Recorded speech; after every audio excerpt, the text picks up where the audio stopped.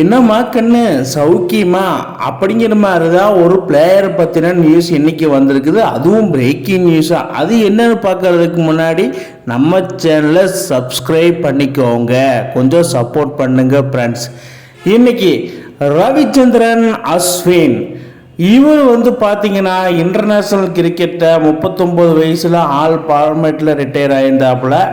அதுக்கப்புறமா last year IPL 2025 பார்த்தீங்கன்னா நம்ம சென்னை சூப்பர் கிங்ஸ்க்காக தான் ஆடி இருந்தாப்புல. அது எல்லாருமே நம்மளுக்கு தெரியும். பட் இருந்தால் என்ன, இப்போ ரீசண்டாக பாய் சிஎஸ்கே அப்படின்னு சொல்லிட்டு சிஎஸ்கே பிரான்சிஸில் நான் இன்னும் விளையாட மாட்டேன், சிஎஸ்கே பிரான்சிஸ்லேருந்து நான் போர்டு மெம்பர்லேருந்து நான் மெம்பர்ஷிப் கார்டு எல்லாமே டிலீட் பண்ணிட்டு நான் வெளியே வரேன் அப்படிங்கிற மாதிரி தான் சொல்லிட்டு பாய் சிஎஸ்கேன்னு சொல்லிட்டு வெளியே வந்தார். அதுக்கப்புறமா ஏகப்பட்ட கான்ட்ரவர்சி முன் வச்சாப்புல. அதாவது Dewald Brevis, Ashwin, CSK management, MS Dhoni அப்படின்னு ஏகப்பட்ட சம்பவம் போயிட்டு இருந்தது. அதுக்கெல்லாம் முற்றுப்புள்ளி வைக்கிற மாதிரி தான் சிஎஸ்கே மேனேஜ்மெண்ட் அஸ்வினுக்கு தக்க பதிலடி கொடுத்தாங்க. இதெல்லாம் ஒரு வகையில் இருக்கட்டும். பட் அஸ்வின் இன்னைக்கு என்ன முடிவு எடுத்திருக்காருன்னா, ரிட்டையர்மெண்ட்டை அனௌன்ஸ் பண்ணியிருக்கிறாப்புல. இனிமேல் நான் ஆல் ஃபார்மேட் கிரிக்கெட் மட்டும் இல்லாமல் ஐபிஎல்லும் நான் விளையாட மாட்டேன், சென்னை சூப்பர் கிங்ஸ் மட்டும் இல்லாமல் நான் ராஜஸ்தான், டெல்லி எல்லா டீம்லையும் இனிமேல் நான் எந்த டீமுக்காகவும் நான் விளையாட மாட்டேன், ஸோ நான் ரிட்டையர்மெண்ட்டை அனௌன்ஸ் பண்ண போகிறேன் அப்படிங்கிற மாதிரி சொல்லி இன்னைக்கு சடனாக ரிட்டையர்மெண்ட்டை அனௌன்ஸ் பண்ணிட்டாரு. ஐபிஎல் பிளேயர்ஸு, ஐபிஎல் ஃபேன்ஸுக்கெல்லாம் ஒரு குட் நியூஸ்னு சொல்லாமல் இல்லை பேட் நியூஸ்னு சொல்லாமான்னு நீங்கள் தான் யோசிக்கணும். ஏன்னா இவர் பல சம்பவங்கள் பண்ணியிருக்காரு. 2010 தான் சென்னை சூப்பர் கிங்ஸ் அணிக்காக இவர் ஆட வச்சாங்க. 2011 ஃபைனலில் கெயிலவே சம்பிச்ச வச்ச தருணமாக வச்சு அந்த மேட்ச் ஜெயிக்க வச்சார். கிட்டத்தட்ட அந்த மேட்ச் ஒரு 4 விக்கெட்டு போட்டு ஃபைனலில் ஆர்சிபி தோக்கடிச்சிருப்பாப்புல. அந்த மாதிரி பல சம்பவங்கள் நிறைய பண்ணியிருக்காரு. சென்னைக்கு பண்ணியிருக்காரு, பஞ்சாபுக்கு பண்ணியிருக்காரு, அதுக்கப்புறம் ராஜஸ்தானுக்கு பண்ணியிருக்காரு, டெல்லிக்கு பண்ணியிருக்காரு.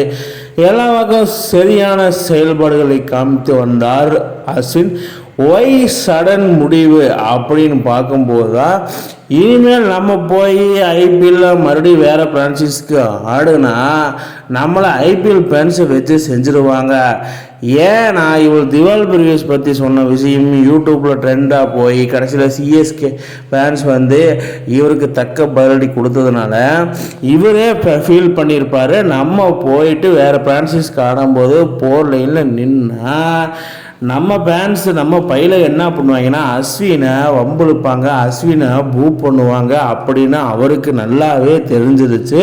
ஸோ அதனால் இனிமேல் நம்ம ஐபிஎல் வாழ்க்கையும் முடிந்து விட்டது அப்படிங்கிற மாதிரி ஒரு எண்ணம் அவருக்கு மனசில் வந்திருக்கும். ஸோ அதனால் அவர் இனிமேல் விளையாட வேண்டாம் அப்படிங்கிற மாதிரி முடிவு இன்னைக்கு எடுத்திருக்காப்புல. ஒரு நல்ல பிரான்சைஸில் ஸ்டார்ட் பண்ணார் சிஎஸ்கே.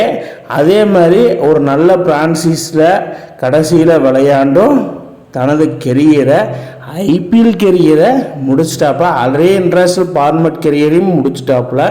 ஸோ இனிமேல் கிரிக்கெட்டுன்னு பார்க்கும்போது இவர் டிஎன்பிஎல் மட்டும் பார்க்கலாம். திண்டுக்கல் டிராகன்ஸ் அணிக்காக, சென்னை சூப்பர் கிங்ஸ் ஆகட்டும், இந்தியன் ஜெர்சிலே ஆகட்டும், எதுலேயும் இவரை நம்ம பார்க்க முடியாது. ஏன்னா இவர் இந்த மாதிரி செயல்பாடு பண்ணுவார்னு யாரும் எதிர்பார்க்கல. யூடியூப்பில் போய் இவர் சேனலில் பாருங்கள், ஏகப்பட்ட சம்பவம் பண்ணி வச்சுருக்காப்புல, ஏகப்பட்ட தக்க பதிலடியும் திரும்பி வாங்கியிருக்காப்புல. என்ன தான் நடந்துச்சு அப்படிங்கிற மாதிரி தான் இருக்கு.